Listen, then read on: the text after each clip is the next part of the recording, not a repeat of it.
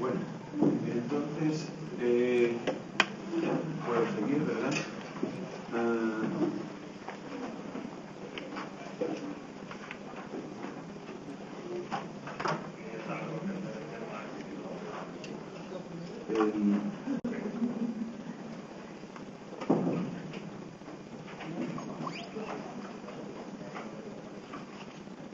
Bien.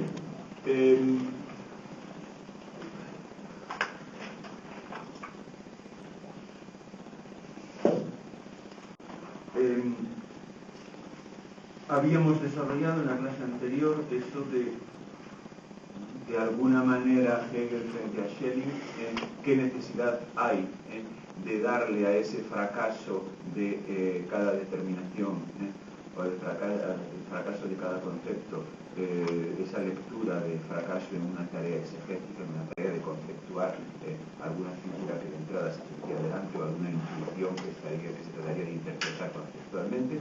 ¿Qué necesidad hay de darle esa lectura al fracaso cuando al mismo tiempo tenemos todas las razones para reconocer que tiene que haber fracaso interno de la determinación misma, no solamente fracaso en el sentido de que no proporcione una regla para construir esa figura, ¿no?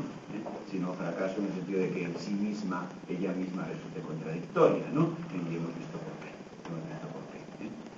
Que la determinación en cuanto es verdadera, digamos, ha de resultar contradictoria, y que es verdadera quiere decir que jugamos limpio, es decir, que no abstraemos, es decir, que no abstraemos lo que haya que abstraer para que no haya contradicción, ¿no? ¿De acuerdo? Sino que en efecto asumimos la determinación con todas las consecuencias que de suyo resulte tener, ¿no? Con todas las consecuencias que de suyo resulte tener. Bueno, entonces, bien, hasta aquí muy claro, hasta aquí muy claro, pero Schelling puede tener algo que contestar a esto, ¿no? Y lo de menos es si Schelling lo contesta o no lo contesta, porque la comunicación, digamos, entre contemporáneos, aunque no lo parezca, pues es bastante más difícil que el reconocimiento desde después, cuando se tiene todo el material junto delante, ¿no? Es decir, que lo de hasta qué punto se entienden entre sí es un asunto vidrioso, ¿no? Es un asunto vidrioso. Sobre todo cuando además son amigos, entonces es cuando es más difícil que se entiendan, ¿no? O son o lo fueron o no han dejado de serlo en ningún momento formalmente, ¿no? Entonces es cuando pues se meten tantas cosas por el medio que cualquiera sabe, ¿no? Cuál es la verdadera cuestión de fondo, ¿no? Entonces, pero independientemente de que conteste o no, aquí Schelling tiene algo que contestar, Podríamos decir algo así como lo siguiente. Bueno, admitamos que efectivamente la determinación fracasa internamente, o sea, cada concepto fracasa internamente. Cada concepto, digamos, bueno, si jugamos limpio, si aceptamos todas las consecuencias, acaba por contradecirse, y por lo tanto saltar por los aires. Bueno, admitamos eso. Admitamos que el fracaso de cada concepto es interno, Pero, podría decir Schelling, si no hay delante algo, alguna intuición, figura o como le queráis llamar, que se trate de conceptuar, entonces ¿de dónde demonios ha salido esa determinación que fracasa? ¿De dónde ha salido? Bien, la determinación fracasa, cualquier determinación fracasa, y fracasa por sí misma, por su propio carácter, por su propio carácter interno, ¿de acuerdo? No fracasa porque no tenga un éxito exegético total, o un éxito interpretativo total sobre cierta figura, sino que fracasa por su propia contradicción interna, ¿de acuerdo? Pero esa determinación que así fracasa, ¿de dónde ha salido? ¿De dónde la hemos tomado? ¿No? Si no estábamos tratando de conceptuar algo, si no estábamos ante alguna figura o en alguna intuición a la que estuviésemos tratando de darle plasmación conceptual, entonces ¿por qué demonios ha surgido un concepto? O sea, la cuestión ahora ya no es por qué fracasa, sino por qué ha surgido, de dónde ha salido ese concepto. ¿De dónde ha salido? Bien. Efectivamente, es una buena pregunta, ¿de dónde ha salido? O sea, hasta aquí se ha explicado sin necesidad de figura, sin necesidad de figura delante y sin necesidad de intuición que hubiese que interpretar, se ha explicado que el concepto fracasa porque resulta internamente contradictorio, ¿vale? Pero para fracasar primero tiene que haberlo, ¿de acuerdo? Para que fracase, para que esté internamente contradictorio, primero tiene que haberlo, ¿de acuerdo? ¿Y de dónde ha salido? ¿De dónde ha salido? Si no ha salido del intento de interpretar cierta figura, de interpretar cierta intuición, cierta percepción, cierta visión, si no ha salido de ahí, ¿de dónde ha salido? Con lo cual parece que Schelling vuelve por sus fueros, ¿no? Parece que hay algo de tu intuición, figura, etcétera, en cabeza. Bueno, parece, pero a lo mejor no es, ¿no? Parece, pero a lo mejor no es. Porque a lo mejor también Hegel tiene una respuesta para esto. Posiblemente sea más difícil, ¿no? Tiene una respuesta para esto. Bueno, primero, vamos por partes, no sé si a la respuesta llegaremos hoy, pero vamos a ir preparándola, la respuesta.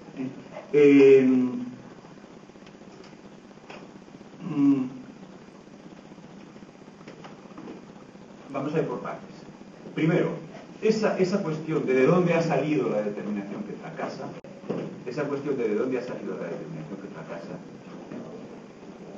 tiene una respuesta relativamente fácil, una vez que estamos en el punto que estamos, tiene una respuesta relativamente fácil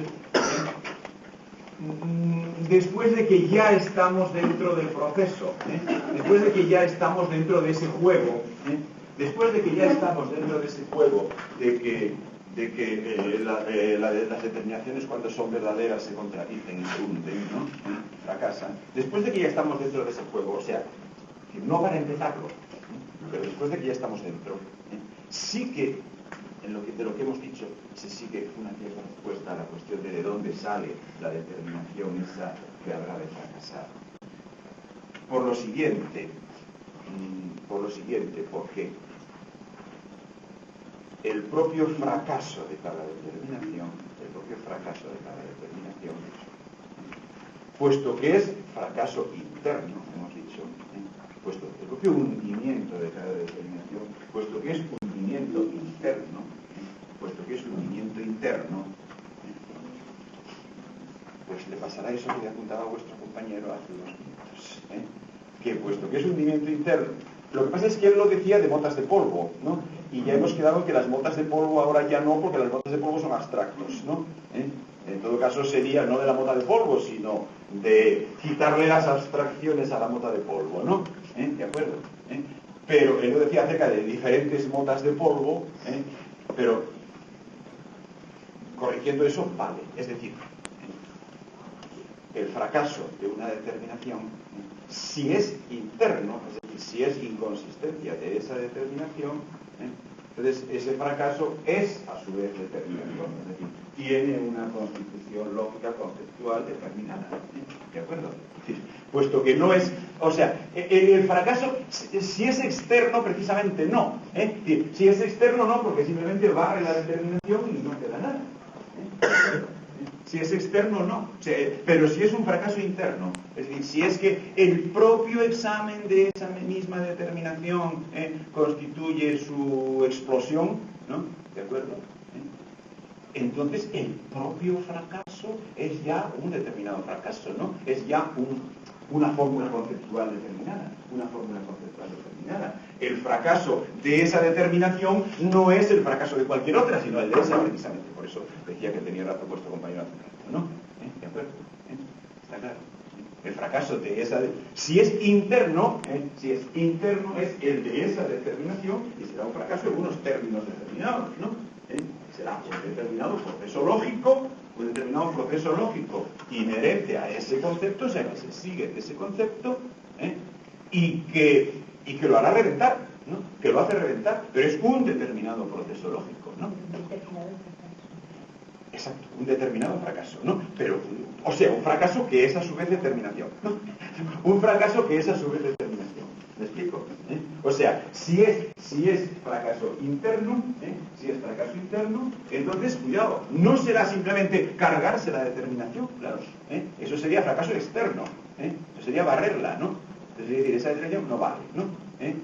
Si fuese un fracaso por inadecuación con alguna otra cosa, entonces esa determinación quedaría válida. Pero si es fracaso en el sentido de que su propio desarrollo interno produce su explosión, su inconsistencia, ¿no? Produce su explosión, su inconsistencia, entonces el propio fracaso es a su vez concepto. El propio fracaso es a su vez determinación. El propio fracaso es a su vez determinación. O sea, digamos, es el fracaso de esa determinación precisamente, es el fracaso de esa determinación precisamente y no igual, por lo tanto, al de cualquier otra. No igual, no en los mismos términos, no en los mismos términos que el de cualquier otra. No en los mismos términos que el de cualquier otra. El fracaso que no fuese interno, ¿no? Sino que fuese fracaso ante algún tribunal exterior. Por ejemplo, inadecuación a algo, ¿no? Incapacidad para cierta tarea. El fracaso que fuese externo, ese sería, digamos, simplemente eliminación sin más de la determinación en cuestión y por tanto sería igual para todas las determinaciones. Eliminada la determinación A queda lo mismo que eliminada la determinación B y lo mismo que eliminada la determinación C, ¿no? Pero si el fracaso es interno, es decir, si el fracaso procede del propio, ya consiste en el propio desarrollo interno, en el propio sacar todas las consecuencias de la propia determinación A, entonces el fracaso de A es distinto del fracaso de B y distinto del fracaso de C. Y por lo tanto, el fracaso mismo es determinación, el fracaso mismo es determinación.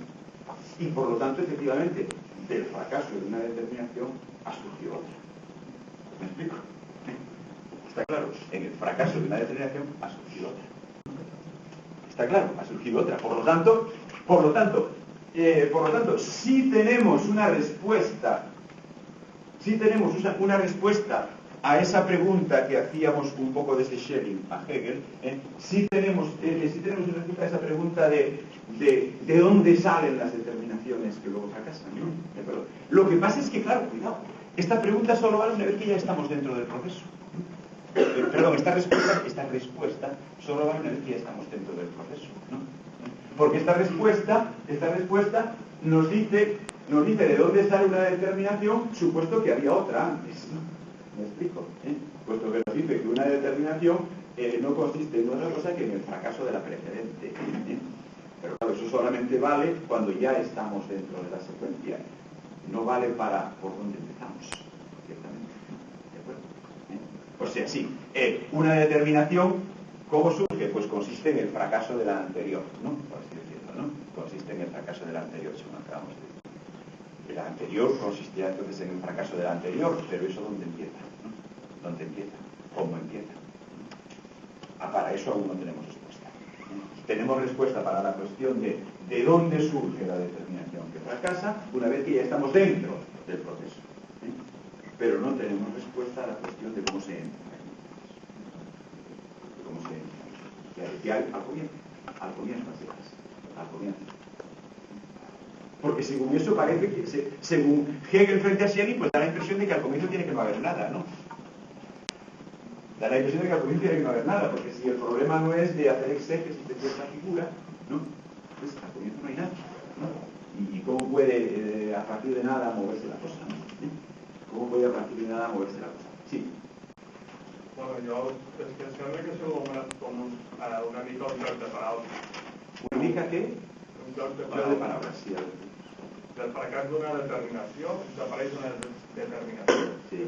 Seria com dir podem saber o sabem que no podem saber. L'únic que coneixem és que no podem conèixer.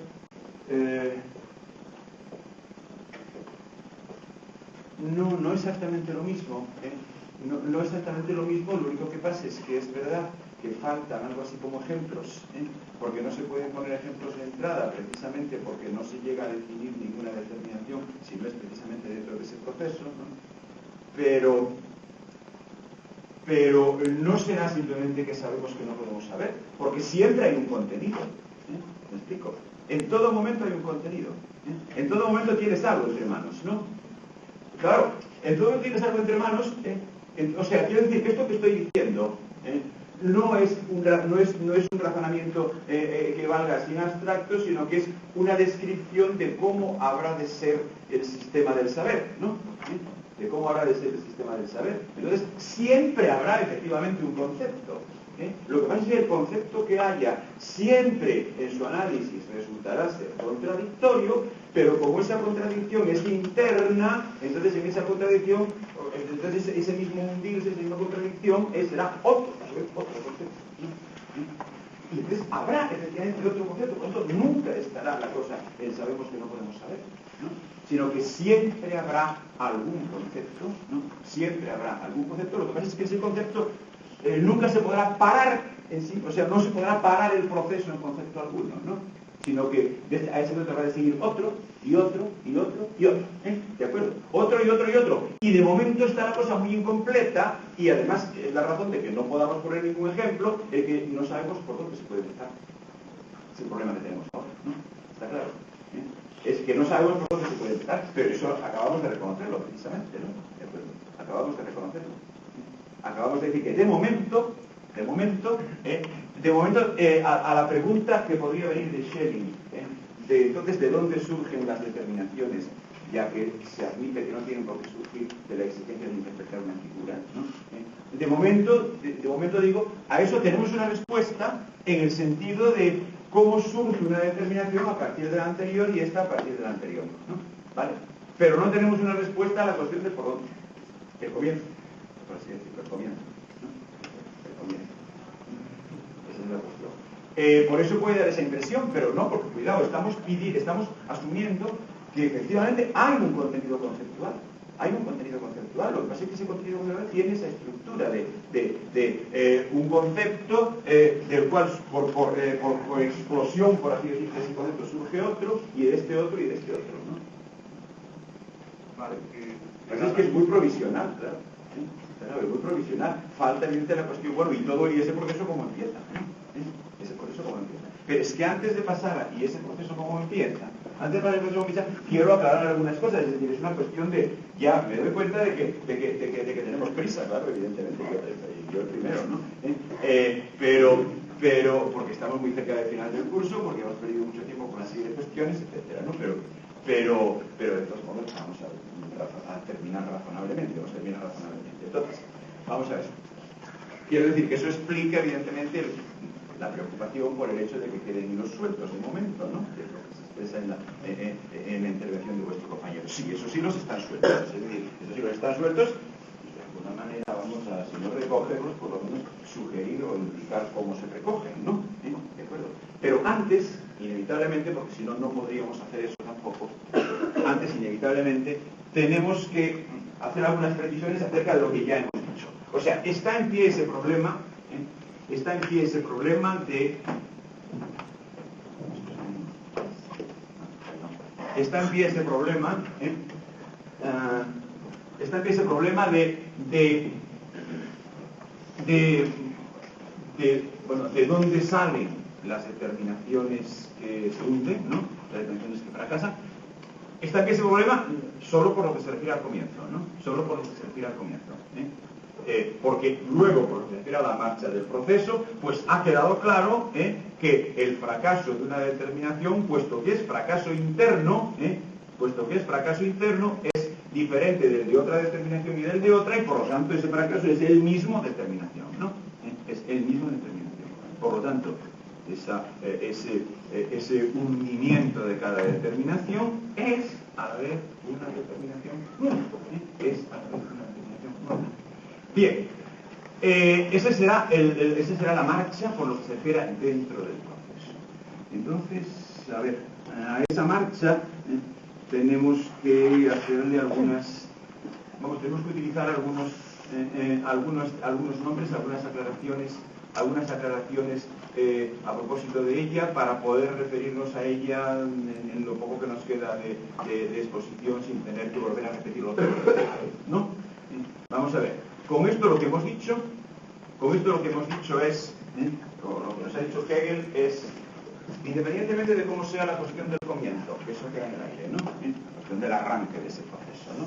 Independientemente de cómo sea la cuestión del comienzo, Y es muy importante porque, claro, entender cosas sin tener un comienzo, lo que no podemos hacer es poner ejemplos de esto, ¿no? Porque ¿de dónde demonios partiríamos, no? Sería evidente la cuestión, bueno, ¿y de dónde tomas eso de lo que partes, no? Pero tenemos planteado el problema del comienzo, pero de todos modos vamos a insistir en algunos aspectos de lo que hemos dicho de cómo es el proceso, por así decir, en su marcha, ¿no? En su marcha. Bueno, hemos dicho cada determinación asumida con todas sus consecuencias, es decir, no aplicándole las abstracciones que determinemos, sino asumiéndola con lo que de suyo comporta, ¿no? Por tanto, toda determinación verdadera, digamos, asumiéndola con todo lo que de suyo comporta, toda determinación, el hecho de asumirla con todo lo que de suyo comporta, en vez de recortar nosotros el material, el hecho de asumirla, por lo tanto, digamos, fenomenológicamente, para emplear un término del siglo XX, es decir, simplemente fenomenológicamente, aquí no quiere decir otra cosa que reconociendo lo que se muestra, ¿no? ¿De acuerdo? La palabra fenómeno, fenómeno quiere decir el aparecer de lo que aparece y el mostrarse de lo que se muestra, ¿no? ¿De acuerdo? Cualquier determinación asumida fenomenológicamente, digamos, resulta contradictoria y por tanto se hunde, ¿no? Fracasa internamente, no como presunta interpretación de algo, sino ella misma internamente, ¿no? Por lo tanto, podríamos decir algo así como lo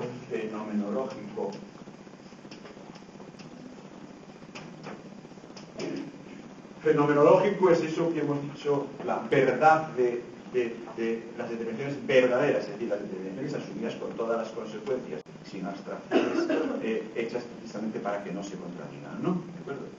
Lo fenomenológico es a la vez lo negativo.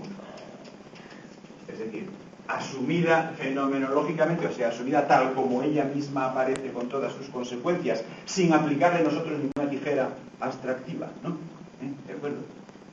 Asumida tal como ella aparece con todas sus consecuencias, pero asumida fenomenológicamente, es decir, tomando simplemente nota de lo que se muestra de suyo, ¿no? ¿De acuerdo? Asumida fenomenológicamente, resulta contradictoria y por lo tanto se fracasa. Por lo tanto, lo fenomenológico es a la vez lo negativo. Pero al mismo tiempo, o sin pero simplemente, y al mismo tiempo resulta que la negación, justamente por ser de ese tipo, es decir, justamente por ser interna,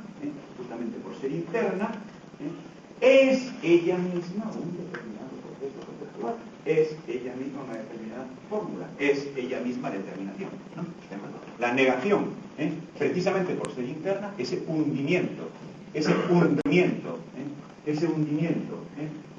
precisamente por ser interno y propio de la determinación A, pues es el peculiar hundimiento de la determinación A, distinto del peculiar hundimiento de la determinación B y distinto del peculiar hundimiento de la determinación B. El uno es el proceso conceptual por el cual salta por los aires A, mientras que el otro es el proceso conceptual por el cual salta por los aires B, y son dos procesos conceptuales distintos. No lo serían si A y B saltasen por los aires en virtud de alguna refutación externa, pero si saltan por los aires por su propia contradicción interna, entonces sí, la contradicción interna es la peculiar, la propia de cada uno de ellos, ¿no? Es decir, que es lo que cada uno de ellos contiene en sí mismo, que lo hace saltar por los aires, ¿no? Y por eso decíamos que entonces la negación es al mismo tiempo ella, o sea, el hundimiento, el fracaso, es al mismo tiempo ella misma determinación. Y eso nos explicaba el cómo surge la determinación siguiente, decíamos, ¿no? Cómo surge la determinación siguiente. Por lo tanto, lo fenomenológico, por ser negativo internamente, es a la vez también genético. Genético, es decir, produce una determinación nueva. Produce una determinación nueva. fenomenológico, negativo, genético, en este contexto son lo mismo. ¿Por qué? Reconocer la determinación equivale a presenciar su hundimiento. Fijaos bien en esto. Reconocer la determinación equivale a presenciar su hundimiento. Y el hundimiento es el de esa determinación, es interno, por lo tanto es el mismo también determinación, es un determinado hundimiento, ¿no? ¿De acuerdo? Un determinado hundimiento. Un determinado hundimiento. Por lo tanto, fenomenológico, negativo, genético. Bueno, de hecho, hay por ahí una palabra que a veces la gente se pelea sobre cómo hay que traducir al castellano otras lenguas. Es inútil pelearse porque será muy difícil que se dé la casualidad de juntar eso mínimamente. Que se dé la casualidad y que también en realidad es una casualidad, o sea, no hay que buscarle profundas raíces, ¿no? A eso en realidad es una casualidad de vocabulario, una casualidad lingüística, el hecho de que en alemán hay una palabra que puede significar las tres cosas a la vez. Está claro, es una palabra que según en qué contextos, la verdad es verdad que es en contextos diferentes, es verdad que es en contextos diferentes, pues puede significar guardar, suprimir o levantar a un nivel superior, ¿no? Guardar, suprimir o levantar a un nivel superior, así como es guardar, suprimir o levantar a un nivel superior, ¿no? Bueno, pues naturalmente cuando aparece eso en un texto y se trata de traducir el texto a otra lengua, pues cada uno se las arregla como puede, ¿no? Que siempre es malo, claro, siempre es malo. Pero insisto, no es que eso sea una cosa que solo se puede decir en alemán, ¿no? Lo único que pasa es que Hegel se encuentra con la casualidad de que en su lengua pues hay una palabra determinada que, si bien en contextos diferentes, puede significar cada una de esas tres cosas, ¿no? O sea, guardar o conservar o mantener, o sea, reconocer, ¿no? Fenomenológico, guardar o conservar o mantener, y suprimir, y también levantar a un nivel superior, ¿no? Levantar a un nivel superior. Lo de suprimir y levantar a un nivel superior lo hay también en latín. Hay un verbo latino, bueno, lo que pasa es que supongo que quizá no se ve en latín en general, ¿no? O sea, tolere, ¿no? Que puede significar algo, puede significar suprimir, eliminar o puede significar levantar en los aires, ¿no? De aquí el juego de palabras de tolentus est fulano, ¿no? Lo que quería decir que había que levantarlo en triunfo o bien que había que cargárselo, ¿no? Según como lo quisiese leer cada uno, ¿no? Bien. En todo caso, pero ese verbo latino solamente tiene el significado de suprimir y el de levantar, no el de conservar, en cambio, no el de reconocer, ¿no? Bueno, sin embargo, efectivamente en alemán hay un verbo que tiene los tres significados en diferentes contextos, claro está. Digamos, reconocer, guardar, suprimir y trasladar a un nivel superior, ¿no? A un nivel superior o ulterior, ¿no? Ulterior, ¿no? Genético, ¿no? Bueno, por si a alguien le interesa el verbo alemán, ¿no?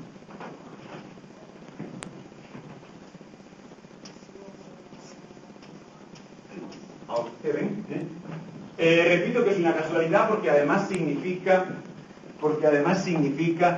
las tres cosas en contextos diferentes. Lo único que pasa es que, claro, como el contexto en que lo emplea Hegel es un contexto técnico, pues Hegel puede emplearlo sin optar por ninguno de esos tres significados, ¿no?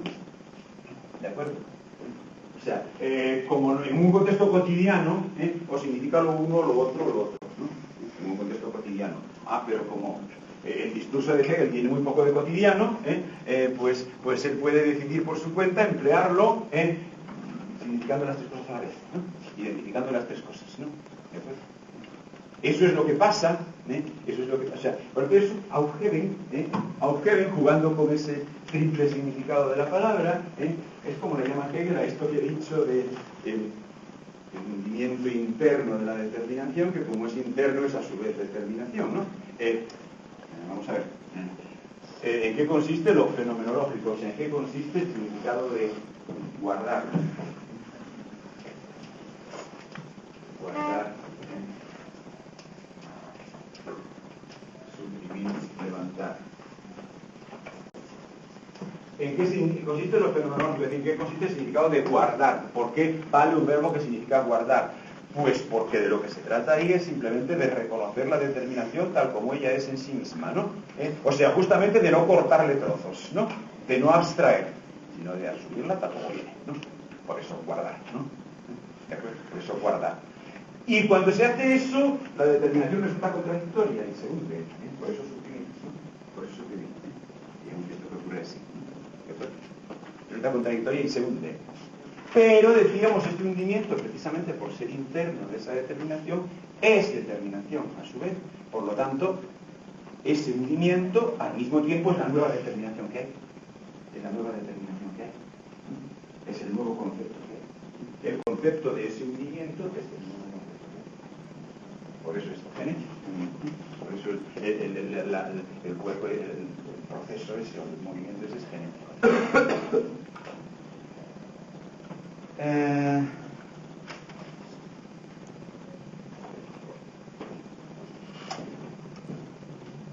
Es más incluso, naturalmente el proceso seguirá, o sea, lo mismo que cierta determinación ha sido guardada, suprimida, levantada, ¿verdad? Lo mismo que cierta determinación ha sido aufgehoben, ¿no? Pero aufgehoben es el participio de aufheben, ¿no? ¿De acuerdo? Ha sido guardada, suprimida, trasladada o levantada, ¿no? Pues la determinación resultante le pasará lo mismo, ¿no? ¿De acuerdo? Le pasará lo mismo, pero además, o sea, le pasará lo mismo, pero además este pasar de lo mismo, afectará a su condición de negación de la anterior, ¿no? Afectará a su condición de supresión de la anterior, ¿no? ¿De acuerdo? Le pasará lo mismo, pero además este pasar de lo mismo afectará a su condición de supresión de la anterior, ¿eh? Por lo tanto, la contradicción ahí vendrá a dar en que esa presunta supresión de lo anterior, sin embargo, no es tal supresión, ¿no? ¿De acuerdo? O sea, si una determinación que ha surgido de otra es su negación, si una determinación que ha surgido de otra es su negación, bueno, su supresión, su hundimiento, su fracaso, ¿no? ¿De acuerdo? Esa es su negación, Entonces, el mismo análisis aplicado a esta determinación, pues convertirá en inconsistente ¿qué? Pues eso que era la negación de la primera, y por lo tanto será la negación de la negación. Otra expresión hegeliana. Negación de la negación.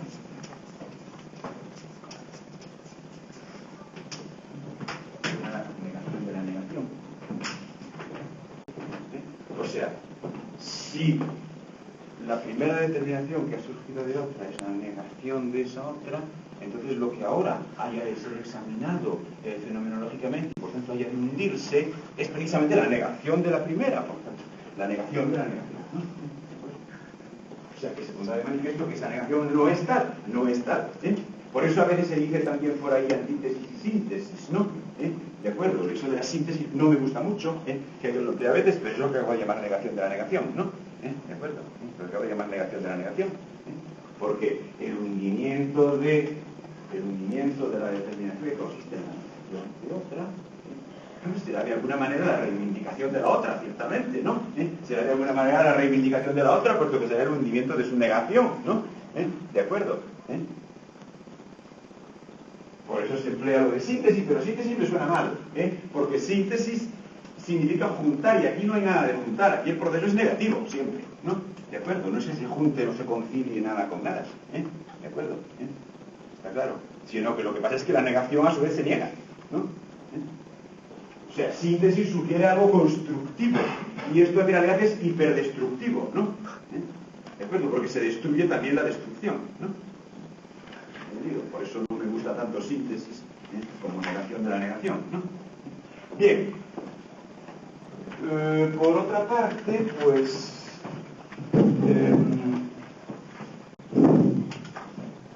ya metidos en palabras, pero en palabras bueno, que pretenden significar algo. Bueno, todo este movimiento efectivamente es un movimiento conceptual, es decir, se examina el contenido del concepto primero, ¿no?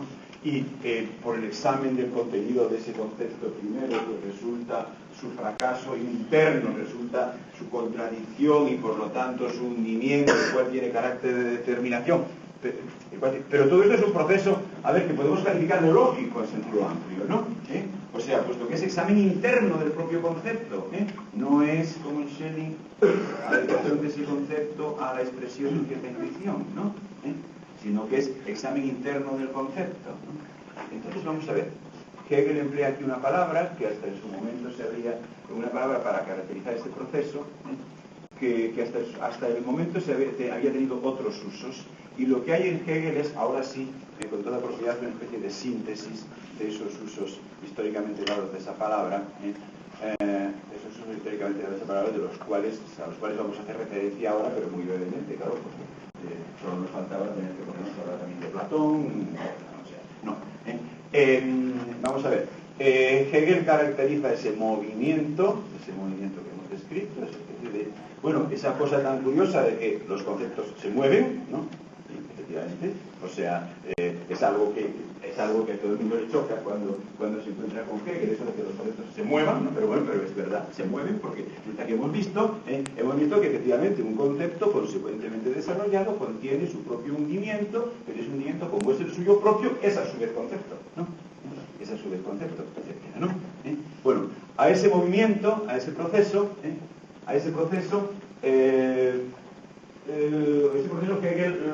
movimiento Hegel lo adjetiva como, lo define como movimiento dialéctico, dice, ¿no? Dialéctico. Vamos a ver. Esta palabra tiene mucha historia y naturalmente voy a hacer unas referencias telegráficas solamente a los aspectos de esa historia que determinan la comprensión de eso aquí. En principio la palabra, de donde procede la palabra como designación de algo que es inherente al saber que se pretende, como decir, en cierto modo allí en ese origen sería como designación de lo que luego pasó a llamarse la filosofía, de donde procede esa palabra como designación de aquel saber que se propugna, que se pretende, es de Platón. Eso es de Platón, ¿no? Evidentemente la palabra es una palabra griega, no hace falta decirlo, eso es de Platón. Dialéctica se dice así, la dialéctica a veces, pero es porque o sea, es un adjetivo y los sustantivos que se sobreentienden ahí da la casualidad de que son todos del género femenino en griego, por eso quedó la dialéctica así en femenino, ¿no? ¿De acuerdo? Pero los sustantivos que se sobreentienden son sustantivos del tipo pues capacidad, saber, etcétera, ¿no? Similares, ¿no? Capacidad, saber, destreza, pericia, etcétera, ¿no? Bueno, entonces vamos a ver, lo que pasa es que no es fácil, no es imposible explicar por qué se llama dialéctica en Platón, ¿no? Sobre todo porque además eso es una cosa de Platón precisamente, y o sea, de Platón quiero decir del Platón del siglo IV a.C. en Atenas, y no del cliché Platón que se constituye 2 o 3 siglos después y que pasa a la historia de la cultura occidental con el nombre de Platón, ¿no? Es una cosa de la que más o menos le suena a todo el mundo, es decir, que lo que todos los días llamamos Platón, pues no es Platón, no es algo de la primera mitad del siglo IV a.C. en Atenas, ¿no? Sino que es... Mientras que dialéctica sí, el sentido que nos interesa aquí es algo del Platón de la primera mitad del siglo IV en Atenas, ¿no?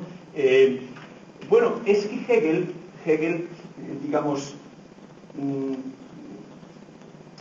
sabe algo más de Platón que lo que se suele saber. Digamos, quizá no todo lo que está obligado a saber un historiador del pensamiento hoy en día, pero desde luego algo más que lo que se suele saber. Es decir, no es... Hegel no tiene esa idea de Platón que culturalmente es dominante hoy, aunque en el fondo no se la crea nadie, ¿de acuerdo? Pero que es, digamos, la que hay que enseñar y la que hay que, vamos, la que no hay que se asume que hay que, ¿no? Etcétera, aunque en el fondo no se la crea nadie, o sea, no es eso de la teoría de las ideas, los reyes filósofos y todas esas cosas tan ingenuas, ¿no? Tan conmovedoramente ingenuas, ¿no? Sino que es algo más serio, ¿no? Algo más serio.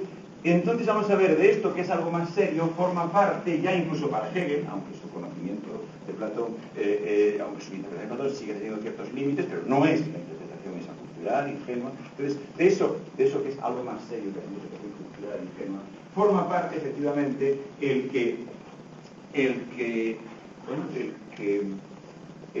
intento de tematizar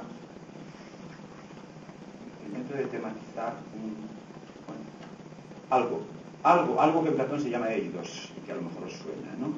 Bueno, bien, pero no sé cómo suena, a lo mejor os suena, pero sería mejor que no sonase, ¿no? El intento de tematizar eso, es efectivamente un intento muy importante, porque es la manera de tener la experiencia de que eso no se deja tematizar. No se deja tematizar.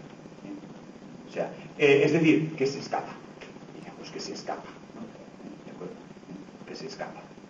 Es decir, que el preguntar qué es...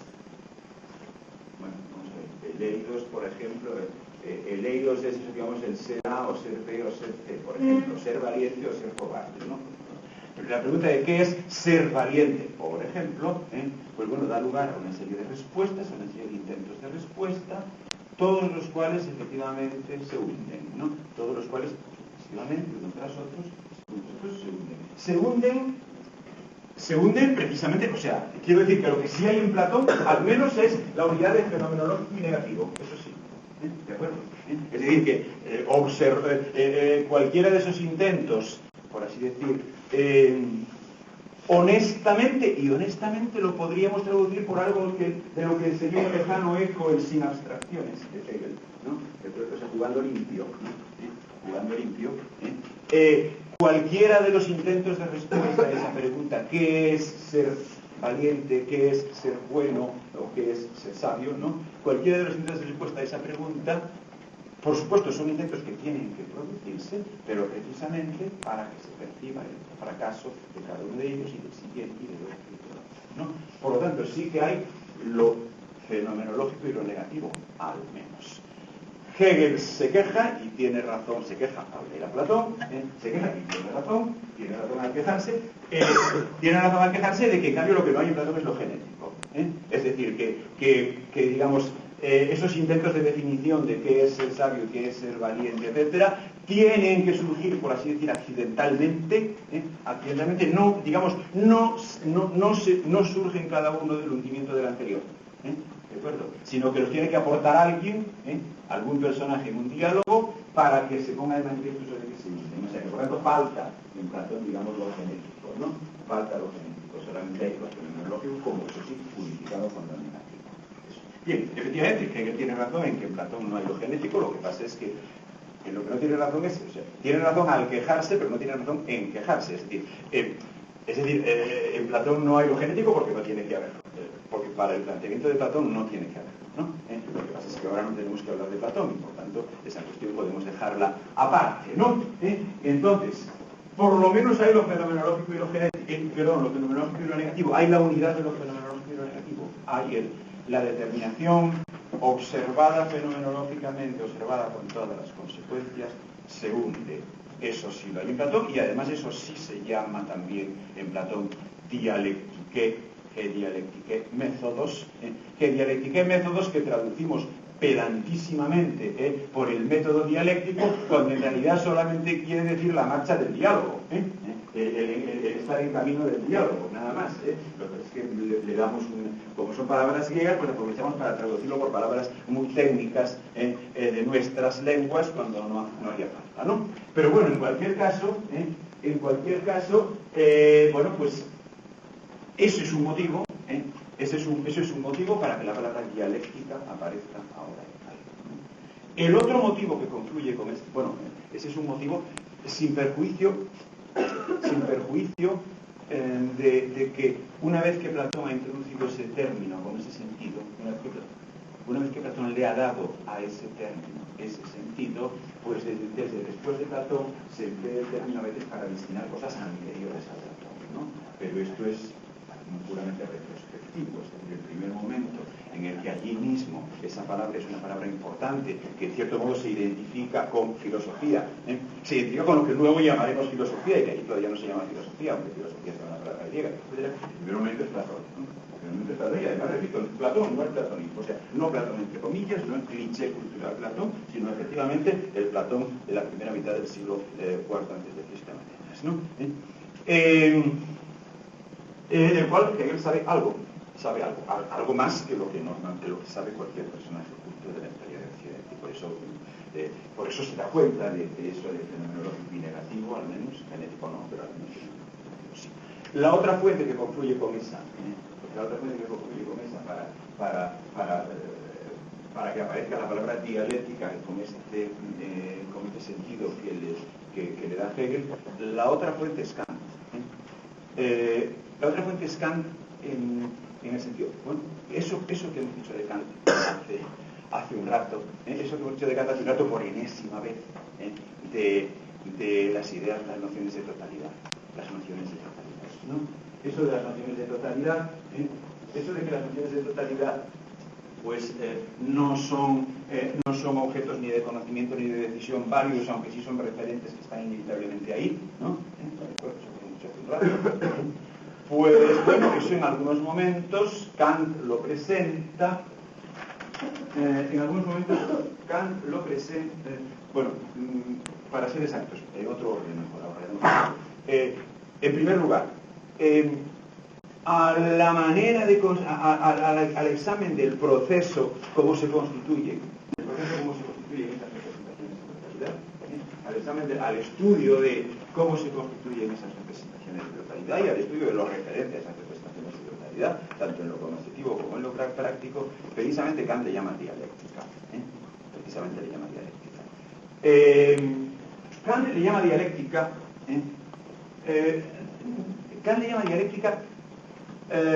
Vamos a ver, dando a la palabra dialéctica el significado de una especie de teoría de algo, digamos, teoría de la apariencia, pero de una apariencia que naturalmente no es la apariencia en el sentido de un error, sino de una apariencia que de algún modo tiene que producirse, sino difícilmente podría haber una teoría de ella, ¿no? ¿De acuerdo? Teoría de la apariencia, pero una apariencia que de algún modo tiene que producirse, que de algún modo tiene que producirse, o sea, una apariencia hasta cierto punto necesaria, que es lo que hemos visto que ocurre con las nociones de totalidad, es decir, que son nociones que no dan objeto válido ni de conocimiento ni de decisión, pero que es inevitable que se produzcan o que se generen, ¿no? Es inevitable que se produzcan o que se generen, ¿no? Entonces, le da este sentido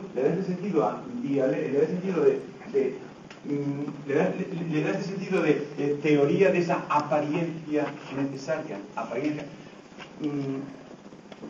le da sentido a la palabra dialéctica, sí en cierta conexión con eso de lo fenomenológico y lo negativo, puesto que en efecto el examen de cómo se producen esas determinaciones lo que hace es poner de manifiesto efectivamente que no tienen el carácter de objetos válidos, ¿no? Es decir, dialéctica ahí significa teoría de la apariencia, porque efectivamente el examen de la apariencia como tal es al mismo tiempo su destrucción, su eliminación, su inminente, ¿no? Y además, de hecho, esto efectivamente Kant lo hace observando contradicciones internas en esas determinaciones.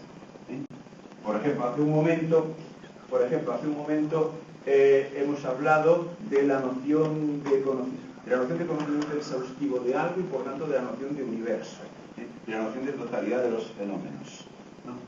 Bueno, pues efectivamente una de las cosas que hace Kant en relación con esta noción de totalidad de los fenómenos o de mundo es demostrar que si se acepta una noción así se cae en contradicciones.